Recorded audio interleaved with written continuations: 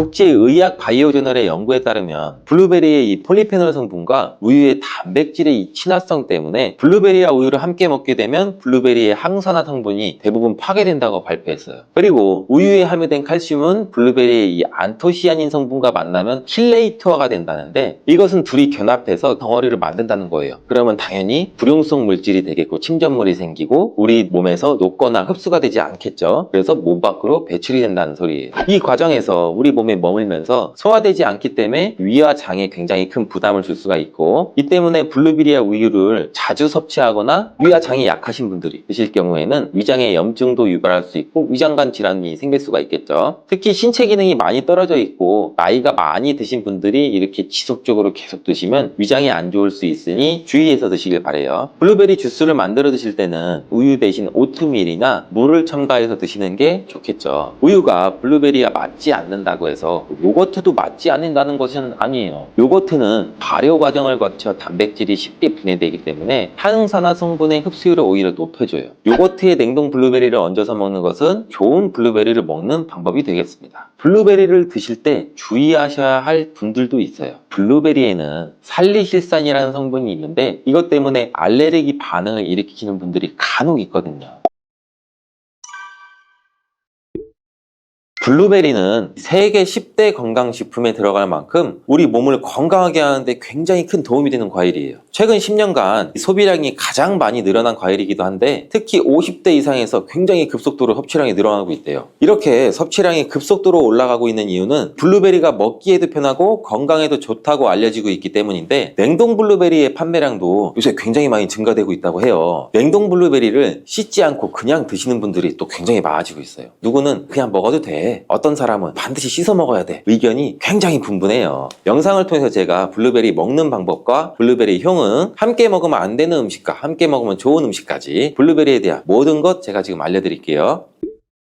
먼저 냉동 블루베리를 씻어야 되느냐 그냥 먹어도 되느냐, 제가 정리해 드릴게요. 결론부터 말하자면 씻어서 드시는 것이 안전하다입니다. 먼저 냉동 블루베리를 구입하셨다면 식품의 유형을 한번 확인하시기 바래요. 식품 유형에 과체 가공품이라고 적혀 있다면 씻어서 냉동한 블루베리이기 때문에 그냥 드셔도 되시긴 해요. 근데 식품 유형에 농산물이라고 표기가 되어 있다면 이것은 씻지 않고 냉동되어 유통된 블루베리이기 때문에 반드시 씻어서 드시는 게 좋아요. 근데 간혹 식품 유형이 표기가 되어 있지 않은 제품들도 있는데 이런 제품은 당연히 씻어 드시는 게 좋겠죠. 2022년 한국소비자연맹에서 현재 시중에 판매되고 있는 냉동과일, 블루베리, 망고, 딸기 등등 제품을 선정해서 안전성 평가를 했는데, 과체 가공품 같은 세척과일 제품에서 미생물, 잔류농약, 곰팡이, 독소 등의 검사에서 규격 기준에는 적합하긴 했지만 이 미생물과 잔류농약이 검출된 제품들도 있었어요. 이 자료를 바탕으로 한다면 이 냉동 블루베리 제품도 이미 씻어서 유통이 되고 있다고 할지라도 한 번 정도는 씻어 드시는 게 좋겠어요. 블루베리 씻는 방법은 흐르는 물에 약 30초 정도만 씻어주면 되는데, 깨끗이 빡빡 씻는다고 블루베리를 물에 오래 담가두거나 흐르는 물에서도 오래 씻으면 안 돼요. 블루베리에 함유된 안토시아닌 성분은 수용성이기 때문에 영양소가 다 빠져나가 버릴 수 있어요. 잔류 농약 또한 수용성이기 때문에 흐르는 물에 약 30초 정도만 씻어도 충분하니 걱정 말고 드셔도 괜찮습니다. 블루베리는 특별히 생과일보다 냉동 블루베리가 이 안토시아닌 함량이 높다고 해요. 이 시드니의 뉴사우스 웨일즈 대학의 연구진이 블루베리를 건조, 냉장, 냉동했을 때 핵심 영양소가 어떻게 변화되는지 실험을 했는데, 안토시아닌의 함량이 블루베리 1g당 생과일일 때는 7.2mg, 냉장 보관했다가 2주가 지났을 때는 5.7mg로 줄었고 건조했을 때는 4.3mg로 더욱 줄었대요. 근데 냉동 한 달 후에는 8.1mg으로 오히려 생과일 때보다 늘어났고, 냉동 3달이 지나자 7.9mg로 소폭 줄었지만 역시 생과일 때보다 많은 함량이 확인되었다고 해요. 실험 결과로만 보면 블루베리는 냉동으로 드시는 것이 가장 많은 영양분을 섭취할 수 있다는 말이 되겠네요. 추가로 눈 건강이나 심혈관 질환, 당뇨 등에 도움이 많이 되는 시중에 이 안토시아닌 함량이 개런티된 영양제도 많이 나와 있으니 꼭 블루베리나 빌베리와 같은 영양제를 드시려면 건강기능 식품으로 제조된 안토시아닌이 최소 50mg 개런티된 제품을 드시는 게 굉장히 좋겠죠. 그렇다면 그렇다면 다른 채소나 과일은 냉동했을 때 핵심 영양소의 함량이 어떻게 될까요? 이 영양소에 따라 보존력이 강한 것도 있고 약한 것도 있는데, 딸기의 한 종류인 이 라즈베리는 폴리페놀 성분이 핵심 영양소예요. 생과일일 때보다 냉동일 때가 킬로그램당 폴리페놀 함량이 약 100mg 정도 상승하는 것으로 나타났고, 당근의 경우에는 핵심 영양소가 이 베타카로틴이라는 거 많이들 알고 계시잖아요. 냉동 보관했을 때 3개월이 지나면 베타카로틴의 함량이 현저히 떨어져요. 이렇듯 냉동 채소, 냉동 과일은 핵심 영양 성분에 따라서 함량이 높아질 수도 있고 낮아질 수도 있어요.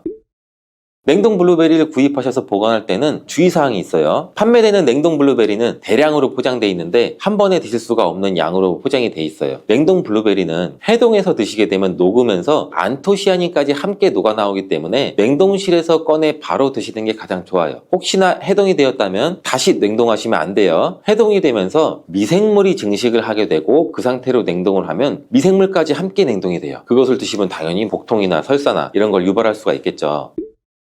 블루베리의 핵심 영양소인 안토시아닌은 폴리페놀의 일종으로 식물에 굉장히 많이 함유된 청자색을 띠는 성분이에요. 블루베리의 색깔이 짙은 보라색을 띠는 것은 바로 이 안토시아닌 성분 때문에 그런데, 안토시아닌의 과일변 함량에서는 빌베리 블루베리가 가장 높은 함량을 가지고 있는 것으로 알려져 있는데, 안토시아닌 함량이 높고 좋은 빌베리일수록 우리가 먹었을 때 입안에 보랏빛으로 착색이 심하게 되는 경우가 많아요. 인공색소가 아니기 때문에 전혀 걱정 안 하셔도 되고, 10분 정도 지나면 자연히 없어지니 시중에 빌베리, 블루베리가 포함된 건강기능 식품을 드셨을 때 오히려 착색이 되더라도 전혀 걱정하지 않으셔도 돼요. 안토시아닌의 가장 큰 효능은 눈을 건강하게 한다는 것. 이 안토시아닌은 로놉신의 제합성을 촉진시켜서 이 시력을 보호하고 백내장이나 안구건조 등 망막염 등 눈질환을 예방하기도 해요. 눈의 피로와 노화를 방지해서 초기 근시도 예방하는 것으로 알려져 있는데, 강력한 항산화 물질인 이 안토시아닌은 우리 몸의 활성산소를 제거해서 세포의 노화를 방지해주는데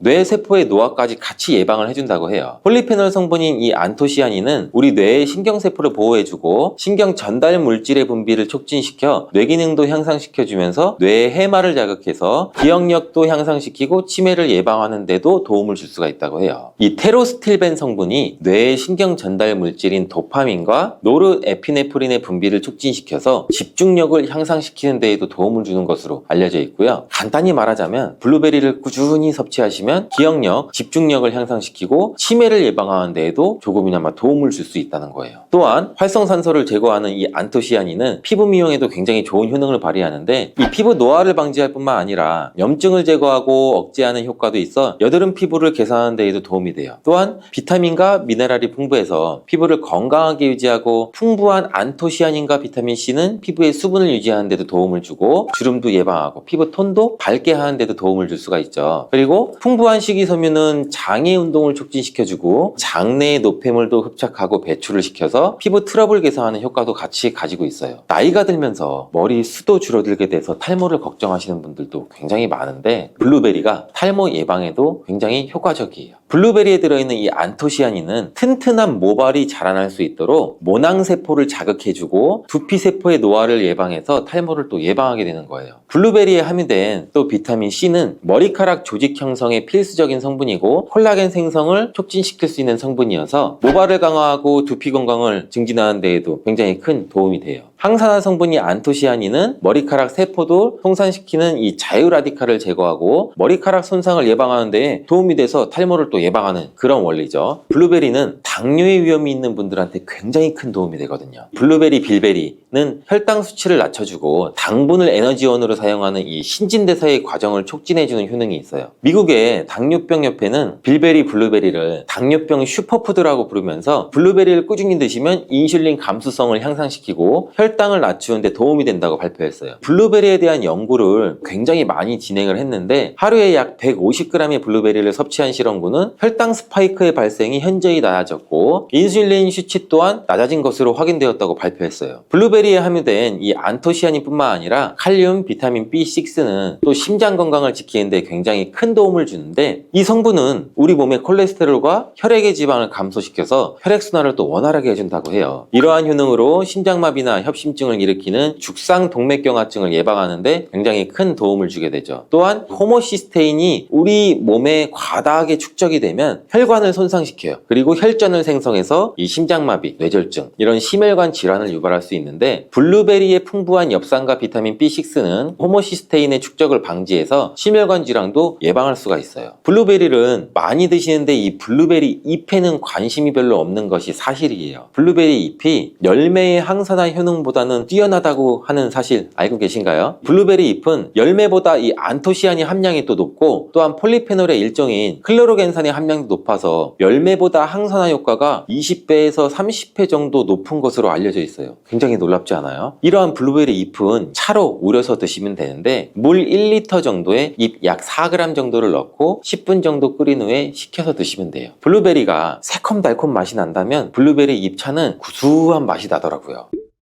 이렇게 좋은 블루베리도 함께 먹으면 안 되는 음식이 있는데 바로 우유예요. 깜짝 놀라지 않으셨나요? 보통 냉동 블루베리를 우유와 함께 믹서기에 갈아서 주스로도 쉐이크로도 많이 드시는데, 이렇게 되면 블루베리의 영양소가 파괴가 돼요. 국제의학 바이오저널의 연구에 따르면 블루베리의 이 폴리페놀 성분과 우유의 단백질의 이 친화성 때문에 블루베리와 우유를 함께 먹게 되면 블루베리의 항산화 성분이 대부분 파괴된다고 발표했어요. 그리고 우유에 함유된 칼슘은 블루베리의 이 안토시아닌 성분과 만나면 킬레이터가 된다는데, 이것은 둘이 결합해서 덩어리를 만든다는 거예요. 그러면 당연히 불용성 물질이 되겠고 침전물이 생기고 우리 몸에서 녹거나 흡수가 되지 않겠죠. 그래서 몸 밖으로 배출이 된다는 소리예요. 이 과정에서 우리 몸에 머물면서 소화되지 않기 때문에 위와 장에 굉장히 큰 부담을 줄 수가 있고, 이 때문에 블루베리와 우유를 자주 섭취하거나 위와 장이 약하신 분들이 드실 경우에는 위장에 염증도 유발할 수 있고 위장관 질환이 생길 수가 있겠죠. 특히 신체 기능이 많이 떨어져 있고 나이가 많이 드신 분들이 이렇게 지속적으로 계속 드시면 위장에 안 좋을 수 있으니 주의해서 드시길 바래요. 블루베리 주스를 만들어 드실 때는 우유 대신 오트밀이나 물을 첨가해서 드시는 게 좋겠죠. 우유가 블루베리와 맞지 않는다고 해서 요거트도 맞지 않는다는 것은 아니에요. 요거트는 발효 과정을 거쳐 단백질이 쉽게 분해되기 때문에 항산화 성분의 흡수율을 오히려 높여줘요. 요거트에 냉동 블루베리를 얹어서 먹는 것은 좋은 블루베리를 먹는 방법이 되겠습니다. 블루베리를 드실 때 주의하셔야 할 분들도 있어요. 블루베리에는 살리실산이라는 성분이 있는데 이것 때문에 알레르기 반응을 일으키는 분들이 간혹 있거든요. 블루베리를 드시면 입술이 붓거나 간지럽거나 복통과 설사의 증상이 나타난다면 즉시 블루베리 섭취를 중단하셔야 돼요. 그리고 블루베리에는 혈액을 묽게 만드는 비타민 K가 풍부하게 함유되어 있는데, 심장질환이가 뇌혈관 질환으로 이미 아스피린과 같은 혈전 용해제를 복용하시고 계신 분들이 블루베리를 과다하게 섭취하게 되면 문제가 발생할 수 있으니 적당히 드시길 바래요. 또한 사람에 따라서 블루베리가 일시적으로 혈당을 낮추는 효과도 가지고 있기 때문에 당뇨가 있는 분들이 블루베리를 과하게 섭취할 경우에는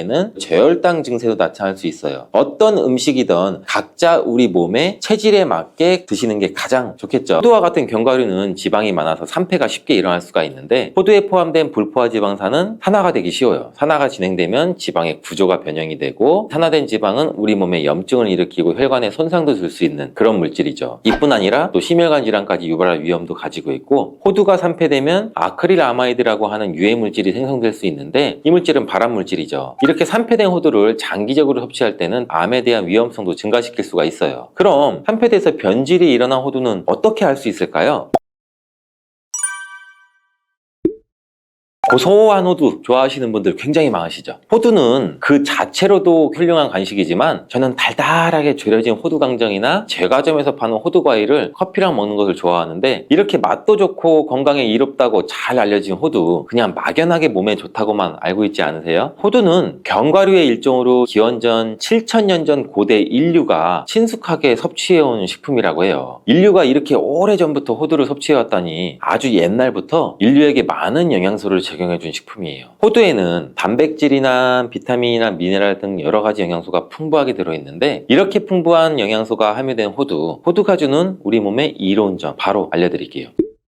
첫 번째 호두의 놀라운 효과는 바로 노화 방지예요. 호두에는 폴리페놀과 비타민 E 같은 강력한 항산화 물질이 풍부하게 들어있고, 항산화 물질은 우리 몸의 유해산소를 제거하고 세포 손상을 방지하는 역할을 해주죠. 특히 노화 방지와 관련이 깊은 성분으로 이 피부 건강을 유지하고 노화 과정을 늦추는 데 도움이 될 수가 있겠죠. 또 면역력 향상에도 도움을 주고 감기나 질병에 대한 저항력을 키워주는데, 자유라디칼은 우리 몸의 세포를 손상시켜서 노화와 관련된 여러 질병을 일으킬 수가 있어요. 호두에 함유된 항산화 물질은 자유라디칼로부터 세포를 보호해요. 세포의 노화를 늦추는 데 중요한 역할을 해준다는 거죠. 또 호두에 풍부한 오메가3 지방산은 피부 건강에도 많은 도움이 되는데, 피부 탄력을 유지하고 피부에 수분을 보충해 주는 데에도 꼭 필요한 성분이죠. 특히 피부가 노화되면서 생길 수 있는 주름과 피부 처짐을 예방하는 데도 매우 도움을 줄 수가 있죠. 두 번째 호두의 놀라운 효능은 바로 뇌 건강 유지예요. 호두의 외형이 뇌를 닮아 예로부터 머리가 좋아져 잘 알려져 있는데, 외형만 닮았다고 뇌에 좋다는 것이 아닌 건 다들 알고 계시죠. 호두에는 오메가3 지방산이 풍부하게 들어있는데, 오메가3는 주로 생선에서 많이 발견되는 성분이잖아요. 호두에도 그만큼 많은 양이 들어있어요. 해외 알츠하이머 저널에서는 호두가 산화 스트레스와 염증을 줄여주므로 알츠하이머 발병과 진행을 늦추거나 위험을 줄여준다는 연구 결과도 발표했는데, 호두에는 이 오메가3 지방산인 알파리놀렌산이 풍부하고, 이 성분은 뇌세포를 보호하고 인지 기능을 향상시키는 데 중요한 역할을 해주고, 뇌 기능을 활성화시켜 치매와 같은 뇌질환을 예방하는 데 도움을 줄 수 있다는 거예요. 뇌 기능이 저하되지 않도록 돕는 호두는 노화로 인한 인지 저하를 늦추는 데도 굉장히 중요하고, 호두에 들어있는 비타민 E 또한 풍부해서 뇌의 노화 방지에도 도움을 줄 수가 있죠. 비타민 E는 강력한 항산화 작용을 통해서 뇌세포를 보호하고 기억력과 인지 기능을 개선하는 데 도움을 주고, 산화 스트레스로부터 뇌를 지켜줘요. 알츠하이머와 같은 치매를 예방하는 데 중요한 역할을 한다는 사실, 뇌 건강을 위해서는 이제부터 호두를 꼭 드시는 게 좋겠죠. 세 번째 호두의 효능은 바로 뼈 건강에 도움을 준다는 거예요. 호두가 뼈에 좋다는 사실 알고 계시나요? 좋은 영양소가 많이 들어있다는 것은 알아도 뼈에 좋다는 건 생소하신 분들이 있으신데, 호두가 뼈 건강에 미치는 좋은 작용들 바로 알려드릴게요. 호두는 칼슘뿐 아니라 다른 중요한 성분도 함유하고 있어서 뼈를 튼튼하게 만드는데 아주 효과적인 식품이에요. 호두는 칼슘과 마그네슘이 균형 있게 들어있는데, 칼슘은 뼈를 구성하는 중요한 성분이지만 마그네슘 역시 뼈 건강에 필수적인 역할을 하죠. 마그네슘은 칼슘의 흡수를 돕고 뼈의 밀도를 유지하는 데 중요한 역할을 하죠. 이 두 성분이 적절히 균형을 이루면 뼈의 강도를 높이고 골다공증과 같은 질환을 예방할 수가 있는데, 호두에 들어있는 오메가3 지방산은 뼈 건강에 직접적인 영향을 미치는 중요한 성분 중에 하나예요. 연구에 따르면 오메가3 지방산은 뼈의 형성을 촉진하고 뼈의 밀도를 높이는 데도 도움을 줄 수 있다고 해요. 이뿐 아니라 오메가3는 이세염증을 줄여주는 효과도 갖고 있고, 관절염과 같은 염증성 질환에 걸리기 쉬운 사람들에도 굉장히 유익한 영향을 줄 수가 있어요. 호두의 놀라운 효능 네 번째는 바로 암 예방 효과예요. 호두는 항산화 작용과 항염증 작용 덕분에 암 예방 효과에도 효과적이라고 알려져 있는데, 2022년 국제학술지에 실린 연구 자료를 보면 호두나 아마씨에 함유되어 있는 알파리놀렌산을 꾸준히 섭취하면 그렇지 않은 사람들과 비교해 심혈관 질환 위험률이 약 10% 정도 감소되고, 관상동맥 심장질환 위험률은 20%나 줄어들었다고 해요. 그뿐 아니라 호두에는 이 폴리페놀과 엘라그산이 풍부하게 들어있는데, 특히 이 엘라그산은 항암 성분으로 굉장히 유명해요. 엘라그산은 체내에서 엘라그산 대사물질로 변환돼서 암세포의 성장을 억제하는 데 도움을 주고, 폴리페놀은 암세포의 확산을 막아주는 역할을 해주죠. 호두는 이뿐만 아니라 오메가3 지방산을 많이 함유하고 있는데, 오메가3 지방산은 염증을 줄이는 효과가 있죠. 암은 염증성 질환과 관련이 깊은데, 호두가 가진 염증 완화 효과는 암 치료에 있어서 중요한 보조 역할을 해줄 수 있다는 것도 알고 계시나요? 호두에 포함된 비타민 E와 셀레늄 등의 성분은 면역력을 증진시키는 데 도움을 주는데, 암 환자에게는 면역력이 굉장히 중요해요. 호두는 면역 시스템을 강화시켜줘서 우리 몸의 방어막을 형성하는 데 큰 역할을 할 수가 있겠죠. 호두의 효능 정말 놀랍죠. 이렇게 몸에 좋고 맛도 좋은 호두, 이것들과 먹으면 효과가 배가 되는데, 호두와 궁합이 굉장히 좋은 식품들을 바로 알려드릴게요.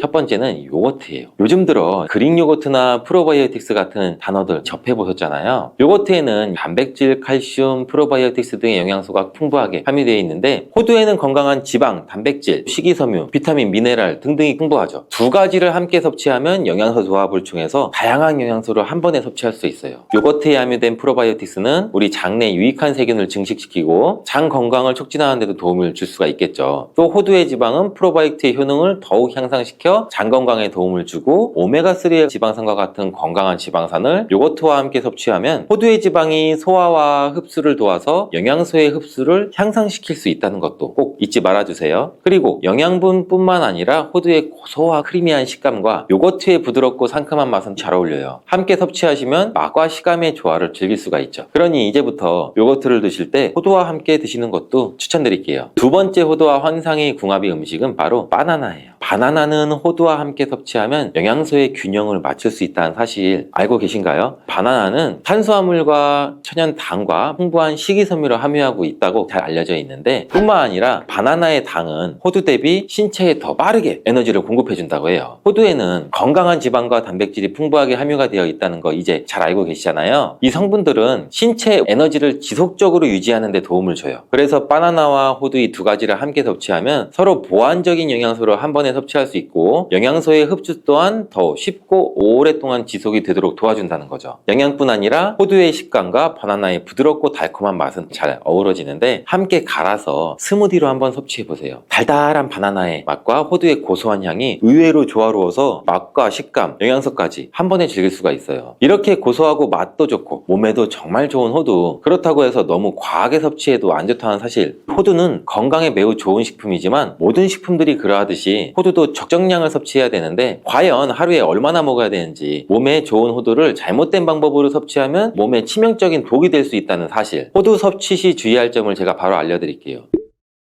호두를 섭취할 때 유의할 점, 첫 번째는 알러지 반응이에요. 호두는 견과류 중 알러지를 유발시킬 수 있는 식품인데 일부 사람들에게 알러지 반응을 일으킬 수가 있대요. 호두 알러지가 있는 경우 호두를 섭취했을 때는 입술이나 혀, 또 얼굴이 부풀거나 호흡곤란을 겪을 수가 있는데 이는 개개인의 신체 증상에 따라서 매우 위험할 수도 있고 다르죠. 경우에 따라서는 굉장히 심할 수도 있고 이런 증상이 발생되면 즉시 호두 섭취를 중단하고 필요시 의사와 상담해야 되고 호두 섭취 시 주의할 점 두 번째는 과도한 섭취예요. 이 호두는 100g당 약 650칼로리로 매우 고칼로리 음식이에요. 하루 섭취량을 과도하게 초과하면 오히려 체중 증가를 유발할 수가 있는데 호두에는 지방이 많이 함유되어 있지만 대부분 불포화 지방이라 건강에 유익하다고 알고 있겠죠. 근데 칼로리가 높기 때문에 적정량을 섭취하는 것이 중요해요. 하루에 약 20-30g 정도, 이건 약 5알에서 7알 정도인데 쪽으로 봤을 때는 10개에서 15쪽 정도 돼요. 호두를 섭취할 때는 꼭 기억해 주세요. 호두 섭취 시 유의할 점 세 번째는 변질이 일어난 호두 섭취죠. 호두와 같은 견과류는 지방이 많아서 산패가 쉽게 일어날 수가 있는데 호두에 포함된 불포화 지방산은 산화가 되기 쉬워요. 산화가 진행되면 지방의 구조가 변형이 되고 산화된 지방은 우리 몸에 염증을 일으키고 혈관에 손상도 줄 수 있는 그런 물질이죠. 이뿐 아니라 또 심혈관 질환까지 유발할 위험도 가지고 있고 호두가 산패되면 아크릴아마이드라고 하는 유해 물질이 생성될 수 있는데 이 물질은 발암 물질이죠. 이렇게 산패된 호두를 장기적으로 섭취할 때는 암에 대한 위험성도 증가시킬 수가 있어요. 그럼 산패돼서 변질이 일어난 호두는 어떻게 알 수 있을까요?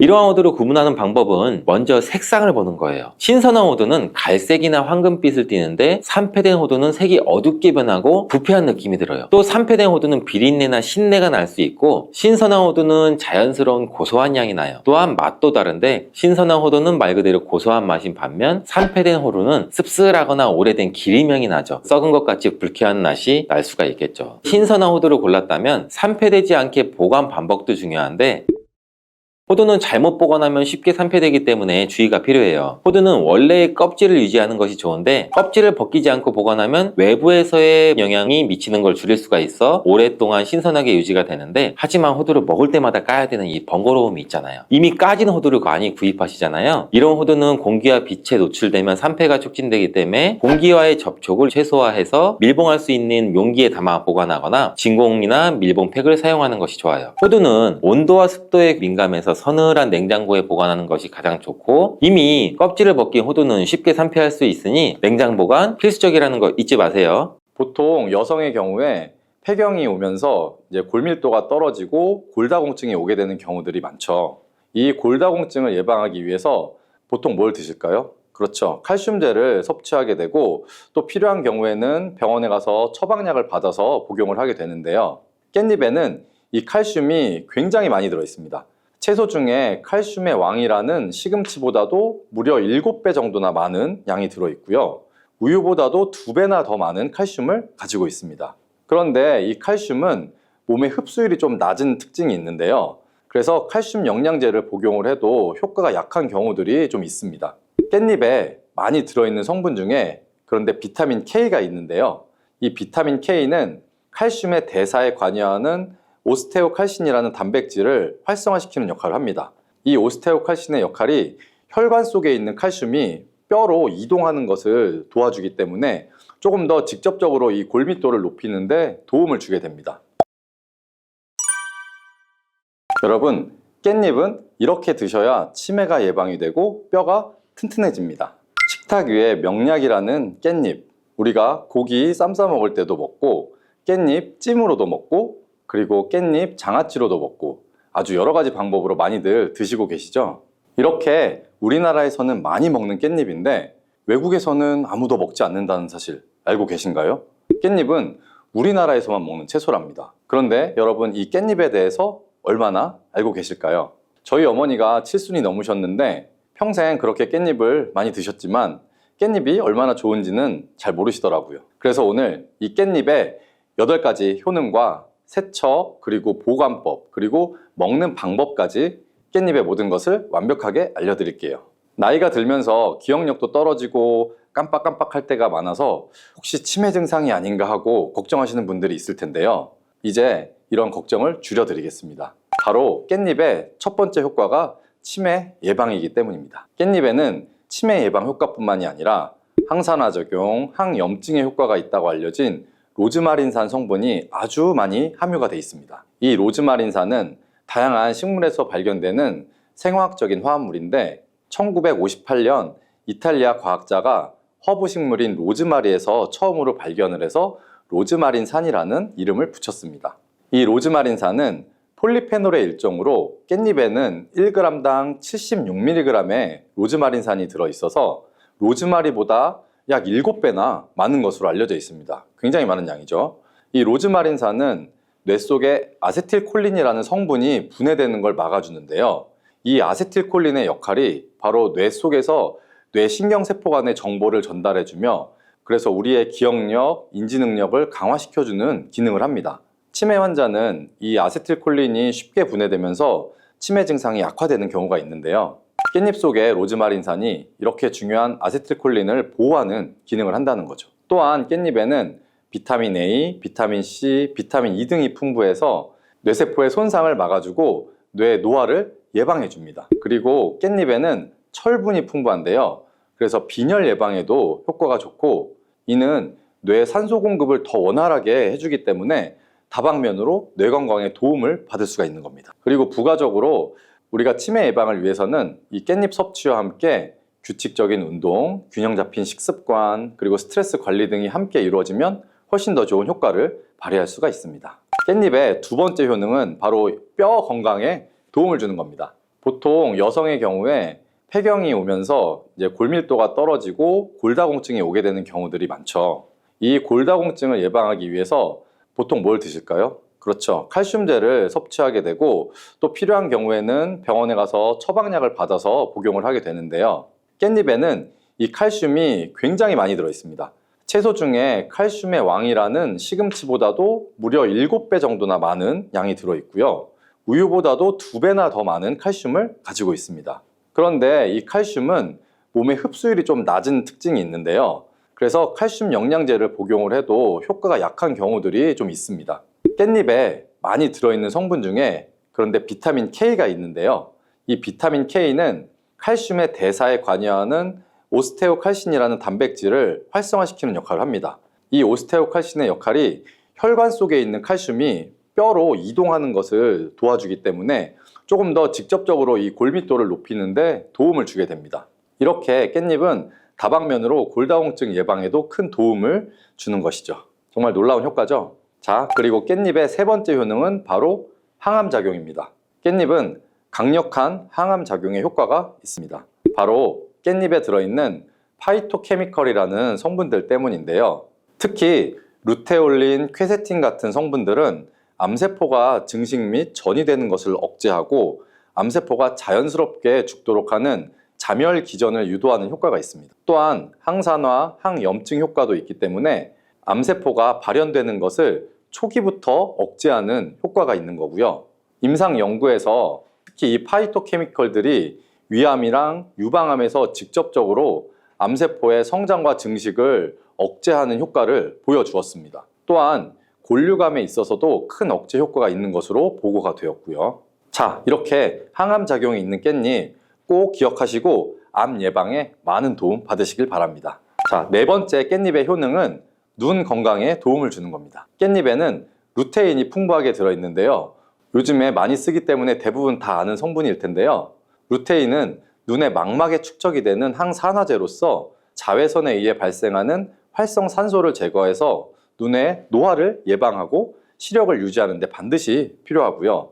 또한 루테인은 눈의 황반을 구성하는 성분으로 황반 변성이나 백내장 같은 안구 질환을 예방하는 데도 아주 필수적입니다. 또 깻잎에는 이 루테인 말고도 베타카로틴도 풍부한데요. 베타카로틴은 비타민 A의 정구체로 눈의 점막을 보호하고 야맹증을 예방해주며 항산화 작용과 함께 눈의 피로 해소에도 큰 도움이 됩니다. 이렇게 깻잎이 눈의 노화 방지와 기능 유지에 큰 도움을 준다는 점 꼭 기억하시면 좋겠습니다. 자, 다섯 번째 깻잎의 효능은 바로 소화기능 촉진입니다.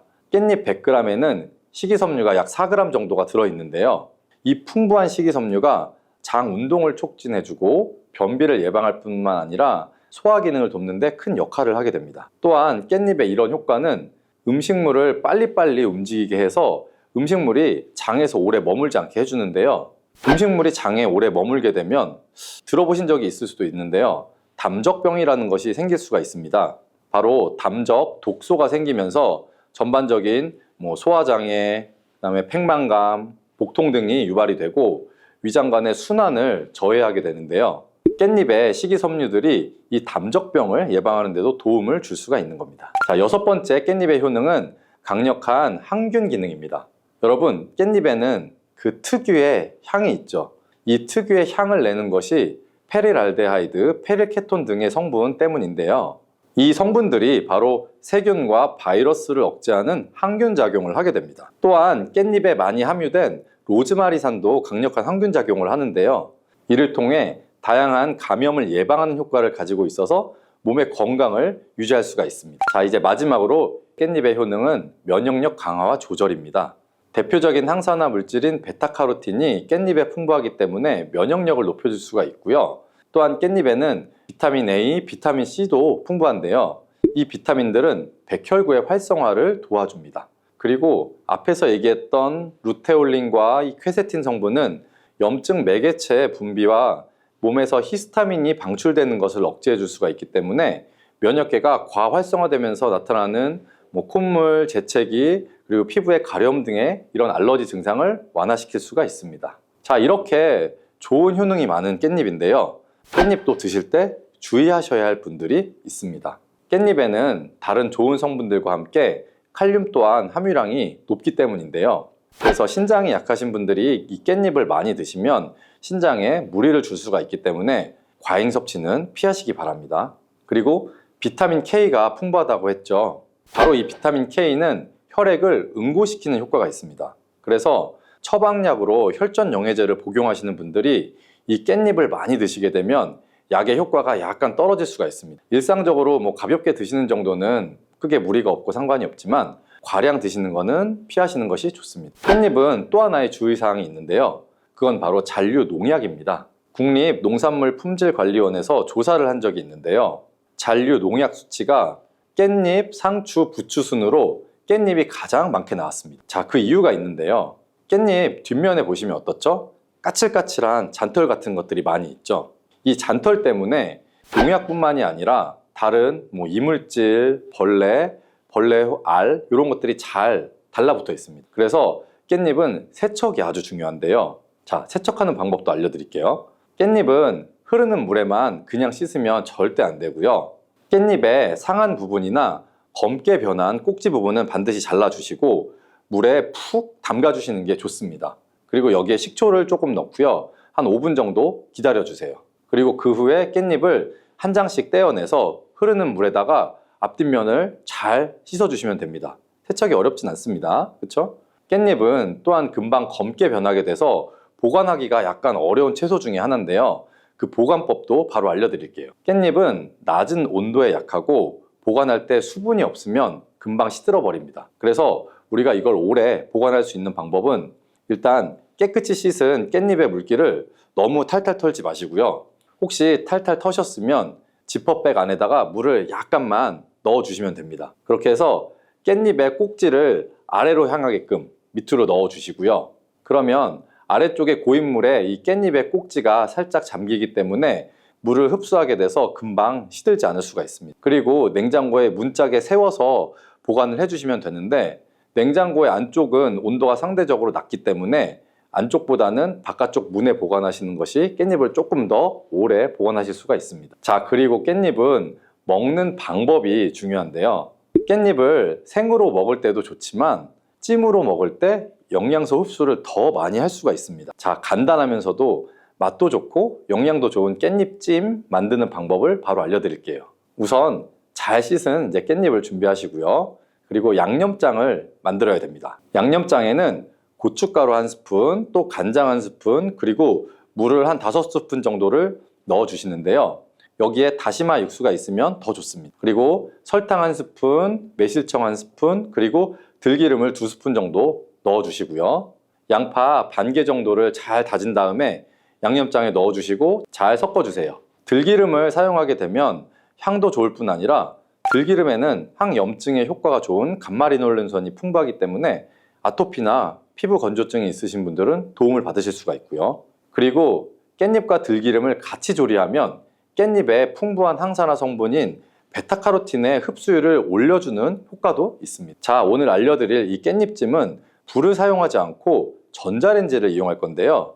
전자레인지 용기에다가 깻잎을 넣고 양념장을 잘 묻혀주시면 됩니다. 또 깻잎을 넣고 양념장을 묻혀주시고 이렇게 겹겹이 깻잎을 잘 넣어주신 다음에 랩으로 덮어주시고 숨 구멍을 몇 개 퐁퐁 뚫어주세요.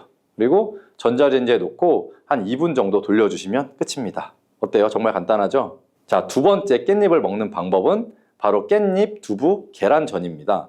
아마 드셔보신 분도 있을 텐데요. 먼저 잘 씻은 깻잎을 채를 썰어 주시고요. 여기에다가 두부를 반모 정도 면포에 걸러서 물기를 짜주시면 됩니다. 그리고 계란을 2개 정도 넣어서 소금으로 해주셔서 간을 좀 해주시고요. 그리고 전체를 잘 섞은 다음에 반죽을 해서 이제 팬에다가 잘 부쳐주시면 되는데요. 이렇게 같이 먹는 이유가 있습니다. 그 첫 번째는 깻잎을 계란과 함께 먹으면 치매 예방 효과를 극대화시킬 수가 있기 때문이에요. 깻잎에 로즈마린산이 아세틸콜린이 분해되는 것을 막아준다고 했었죠, 앞에서. 계란 노른자 속에 풍부한 콜린이 바로 이 아세틸콜린의 양을 증가시켜서 인지 능력 저하나 기억력 개선을 도와줄 수가 있기 때문이에요. 그리고 두 번째로 두부에는 비타민 D의 함량이 아주 풍부하기 때문인데요. 두부 100g에는 우리가 하루에 섭취해야 되는 비타민 D의 양의 약 40배나 많은 비타민 D가 들어있다고 하네요. 그래서 깻잎에 풍부한 칼슘이 이 두부의 비타민 D와 만나서 흡수율이 극대화되는 것입니다. 이렇게 깻잎을 계란, 두부와 함께 복용하시면 치매 예방과 골다공증 예방에 아주 좋은 음식이 되는 겁니다. 간단하고 영양이 풍부한 깻잎 두부 계란전 꼭 한번 해 드셔보세요. 이 양배추, 사과, 당근 이 주스도 정말 많이 갈아 먹어요. 이 세 가지를 함께 갈아 드시면 정말 좋은 장수식품이 돼요. 당근은 혈액 생성을 촉진시키고 혈액순환을 원활하게 해서 눈 건강을 좋게 하는 효능이 있고, 사과는 피로를 회복시키고 기관지를 촉촉하게 해서 천식을 예방시키는 효과도 있잖아요, 배처럼.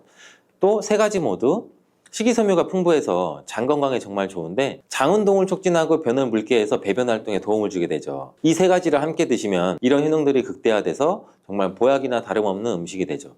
그런데 생으로 드시라니까 혹시 농약이 걱정되시기도 하죠. 오늘 영상에서는 양배추가 농약 범벅이라는 소문이 있는데 정말 양배추가 농약 범벅인지 재배 과정을 한번 살펴보면서 알아볼게요. 양배추를 키울 때 농약을 많이 치는 거는 사실이에요. 여러분, 요즘 많이 드시는 양배추는 과연 어떻게 드시고 계신가요? 양배추가 건강에 좋다는 사실은 다들 알고 계시죠? 양배추는 특히 이 위 건강에 좋은 대표적인 채소로 알려져 있는데, 이 양배추를 이용한 위장약이 많이 만들어지는 만큼 위장에 좋은 영양소가 많이 함유되어 있어요. 양배추는 위장뿐 아니라 여러 가지 몸에 좋은 효능이 있는 풍부한 성분들이 함유가 되어 있는데, 근데 이런 양배추도 잘못 드시면 오히려 건강에 독이 될 수 있다는 사실 알고 계신가요? 먼저 양배추의 부작용과 양배추의 효능 세 가지, 그리고 양배추와 함께 먹으면 보약이 되는 음식과 먹는 방법까지 양배추에 대한 모든 것을 알려드릴게요. 이 양배추에는 칼륨, 칼슘, 비타민 C, 비타민 U, 식이섬유 정말 많은 성분을 함유하고 있죠. 근데 비타민 C는 들어봤는데 비타민 U? 이건 뭘까요? 사실 비타민 U는 비타민은 아니에요. 비타민 U는 그 S메틸메티오닌이라는 성분인데 궤양 치료에 효과가 좋다는 것이 알려지면서 비타민 U로 불러요. U는 그 궤양에 얼서 그 영어의 첫 글자 U를 가져와서 비타민 U라고 하는 것인데, 성분만 봐도 알 수 있듯이 양배추의 첫 번째 효능이 위장을 튼튼하게 한다는 거예요. 바로 위식도의 염증을 가라앉히는 데 효능이 있고, 위에 염증이 있어 빨갛게 헐어있는 분들이 있는데, 이런 분들은 공복에 명치 끝, 배 윗부분, 명치 있는 부분이 쓰리고 아픈 통증이 발생될 수 있죠. 이런 통증 원인이 염증 때문인데, 이 염증을 비타민 U, S메틸메티오닌이 완화시키는 데 도움을 주고, 비타민 U는 위점막에서 분비하는 호르몬인 이 프로스타글란딘의 생성을 촉진해서 위산으로부터 위벽을 보호해요. 또 위염과 위궤양도 억제해주는 작용을 같이 가지고 있고, 위암이 발생되는 것까지 예방하는 효능이 있죠. 또 비타민 U는 간의 해독작용에 중요한 역할을 하는 글루타치온의 생성을 촉진해서 활성산소를 제거해서 간세포의 손상도 예방할 수 있어요. 그래서 간 기능을 개선하는 데도 도움을 줄 수가 있죠. 사실 이 비타민 U는 십자화과 채소에는 풍부하게 함유가 되어 있어요. 십자화과 채소라면 뭐 양배추, 브로콜리, 배추부 등등이 포함되죠. 100g당 약 비타민 U가 함량이 약 배추에는 39mg, 무에는 11mg, 브로콜리에는 18mg, 양배추에는 무려 46mg로 이 십자화과 채소 중에서 가장 많은 함량이 들어있고, 양배추는 부위에 따라서도 비타민 U 함량이 달라져요. 푸른색의 겉잎, 하얀색의 속잎, 그리고 심지로 구성되는데 100g당 겉잎에는 26.1mg, 속잎에는 46.3mg, 심지에는 30.6mg 함유가 되어 있어요. 겉잎보다 속잎에 더 많이 함유가 되어 있죠. 과일은 껍질을 꼭 함께 제가 드시라고 누누이 말씀드렸는데, 양배추는 반드시 겉잎을 드셔야 될 필요는 없겠죠. 양배추의 두 번째 효능은 항암작용을 한다는 거예요. 그리고 양배추에는 항암작용이 뛰어난 글루코시놀레이트라는 성분이 풍부한데, 이 성분은 그 미로시나아제라는 효소에 의해서 설포라판과 인돌3카비놀이라는 성분으로 전환이 돼요. 이 인돌3카비놀은 호르몬의 균형을 조절해주는 효능이 있는데, 특히 에스트로겐 대사에 영향을 미쳐서 호르몬 균형을 조절하는 데 중요한 역할을 해요. 그래서 여성 호르몬 관련 건강 문제에 도움을 줄 수가 있죠. 또한 유방암이나 자궁경부암 발생을 억제하는 기능도 하고, 미국 미시건 주립 연구팀에서 발표를 한 적이 있어요. 실제로 양배추를 일주일에 3회 이상 섭취한 여성들이 일주일에 1회만 섭취한 여성에 비해서 유방암 발생률이 약 72%나 낮은 것으로 보고했고, 또한 글루코시놀레이트는 백혈구와 면역 단백질인 사이코카인 조율 능력이 굉장히 뛰어나서 방광암이나 유방암, 간암 등의 강력한 항암 효과를 보이는 것으로 알려져 있어요. 양배추의 세 번째 효능은 정말 중요한 효능인데, 바로 몸에 진액을 보충해주는 효능이에요. 몸에 진액이 부족하면 아무리 좋은 약을 드셔도 효과를 못 봐요. 온몸 구석구석 질병에 걸릴 가능성이 높아져요. 이 몸의 진액이라고 하면 혈액이나 림프액, 조직액, 음식물 섭취 시 흡수되는 영양물질, 몸 안에 조직에서 분비되는 점액질, 호르몬, 우리 몸의 모든 생명을 유지하기 위해서 필요한 모든 체액이 바로 진액이에요. 몸 안에 수분 같은 것들은 전부 다 진액이라고 보시면 되는데, 이 진액이 몸에 부족하면 여러 증상이 나타나요.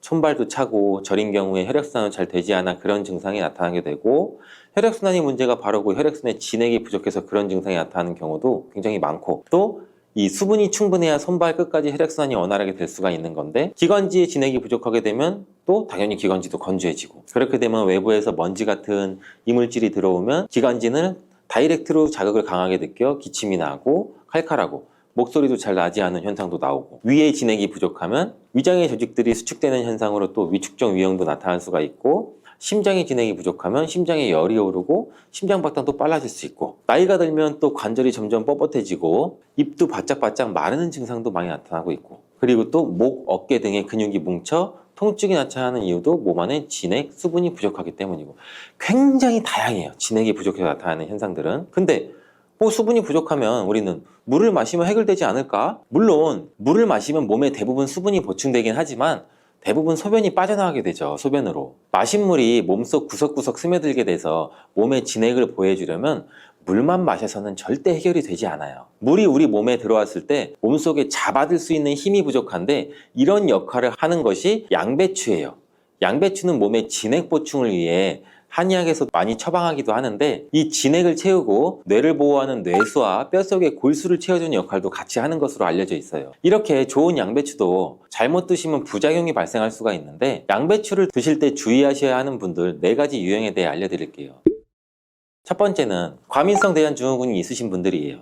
양배추에 함유된 특정 당분이 가스를 생성하게 되는데 이 과민성 대장증후군이 있는 분들이 양배추를 드시면 장이 팽창되고 복부팽만이 일어나서 설사를 유발하게 될 수도 있어요. 두 번째는 이 위축성 위염, 장상피 화생이 있는 분들이에요. 위장 점막이 위축돼 있고 변성이 심한 경우인데 이런 분들은 양배추가 몸에 잘 맞지 않을 수가 있어요. 이런 분들이 양배추를 드시면 오히려 속쓰림이 심해질 수가 있는데 공복 속쓰림에는 양배추가 도움이 될 수 있지만 식후에 속쓰림이 있으신 분들이라면 또 위장 점막에 문제가 있을 가능성이 있으니 양배추를 적당히 드시길 바라고, 세 번째는 갑상선 기능이 저하된 분이에요. 이런 분들은 양배추를 드실 때 절대 생으로 드시지 마시고 살짝 쪄서 드시길 바래요. 그렇다고 양을 많이 드시면 안 되고 한 번에 드실 때 약 150g 정도로 일주일에 한두 번 정도만 드시기를 추천드려요. 왜냐면 이 양배추에는 고이트로젠이라는 성분이 많이 포함되어 있는데 이 성분은 갑상선의 기능을 방해하게 돼요.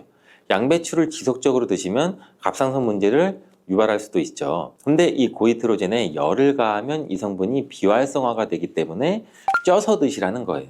다만 갑상선에 문제가 전혀 없는 분들이라면 양배추를 생으로 조금씩 드시는 것도 괜찮죠. 양배추에는 이 설포라판이라는 성분이 있는데 이 성분은 강력한 항암이나 항산화 작용을 하는 좋은 성분인데 양배추에 열을 가하게 되면 이 성분은 다 사라져요. 그러니 갑상선에 문제가 없으신 분들은 양배추를 그냥 생으로 드셔서 양배추의 좋은 효능을 통해 건강을 챙기시길 바래요. 네 번째는 고혈압이나 뇌경색 등의 문제로 이 아스피린과 같은 혈전 용해제 같은 약을 복용하시는 분들인데, 왜냐면 양배추에는 비타민 K라는 성분이 들어있는데 비타민 K는 지혈작용을 하는 기능이 있어요. 이 지혈작용이 뭘까요?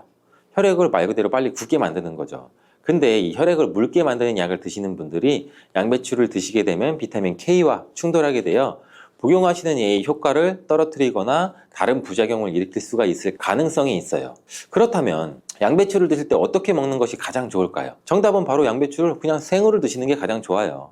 왜냐하면 비타민 U나 C와 같은 좋은 성분들은 열에 약해서 이 조리 과정으로 인해서 파괴가 되기 때문인데 양배추는 생으로 드시기 참 그래도 어렵잖아요. 그래서 양배추를 생으로 드실 수 있는 방법을 알려드릴게요. 갈아서 주스로 드시면 돼요. 이때 양배추만 갈아 드시면 맛이 굉장히 없잖아요. 양배추와 함께 갈아 드시면 맛도 좋고 보약이 되는 음식 3가지를 제가 바로 알려드릴게요. 저희 집도 아침마다 주스를 정말 많이 갈아서 먹는데 이 양배추, 사과, 당근 이 주스도 정말 많이 갈아 먹어요. 이 3가지를 함께 갈아 드시면 정말 좋은 장수식품이 돼요. 당근은 혈액 생성을 촉진시키고 혈액순환을 원활하게 해서 눈 건강을 좋게 하는 효능이 있고, 사과는 피로를 회복시키고 기관지를 촉촉하게 해서 천식을 예방시키는 효과도 있잖아요, 배처럼. 또 3가지 모두 식이섬유가 풍부해서 장 건강에 정말 좋은데 장 운동을 촉진하고 변을 묽게 해서 배변 활동에 도움을 주게 되죠. 이 3가지를 함께 드시면 이런 효능들이 극대화돼서 정말 보약이나 다름없는 음식이 되죠. 그런데 생으로 드시라니까 혹시 농약이 걱정되시기도 하죠. 오늘 영상에서는 양배추가 농약 범벅이라는 소문이 있는데 정말 양배추가 농약 범벅인지 재배 과정을 한번 살펴보면서 알아볼게요. 양배추를 키울 때 농약을 많이 치는 거는 사실이에요. 지금 보고 계신 것이 약 40일 정도 된 양배추예요. 모공이 되는 사이즈죠. 이때부터 농약을 많이 치게 돼요. 다음으로 60일 정도 된 양배추이고 이때도 우리가 알고 있는 양배추의 모양은 아니죠. 아직 더 많이 자라야 돼요. 다음은 100일 정도 재배된 양배추예요. 입이 생각보다 크죠. 양배추의 모양은 보통 동그라니 공처럼 생겼는데 이것은 꼭 다른 채소처럼 생겼어요. 120일 정도 되면 이렇게 자라는데 가운데 보이시나요? 가운데 동그랗게 생긴 거 있죠. 이것은 결구라고 하는데 공처럼 생겼다고 해서 결구예요. 이것이 결국 우리가 먹는 양배추인데 이 결구를 겹겹이 싸고 있는 잎이 있기 때문에 농약을 아무리 많이 쳐도 우리가 먹는 양배추에는 농약이 많이 닿질 않아요. 농약뿐 아니라 다른 이물질도 많이 묻지 않는데 양배추에 농약을 많이 쓰는 건 맞지만 보시다시피 농약이 묻은 잎은 다 제거하고 결국 결구만 유통되기 때문에 양배추의 농약은 많이 묻어있지 않아요. 그뿐 아니라 결구가 생길 때쯤이면 벌레가 거의 없기 때문에 농약도 더 이상 치지 않는다고 해요. 이렇게 결구가 생기고 20일 정도 더 키우면 우리가 먹는 양배추 크기가 되는데 이때 양배추를 수확해서 겉에 농약 묻은 잎은 다 잘라내고 깨끗한 결구만 유통이 되는 거죠. 이제 조금이나마 안심하고 양배추를 드셔도 되겠죠. 혹시나 그래도 걱정되신다면 농약은 수용성 성분이기 때문에 양배추를 물에 5분 정도 담가 두었다가 흐르는 물에 씻으면 농약을 제거할 수 있으니 걱정하지 말고 드셔도 돼요.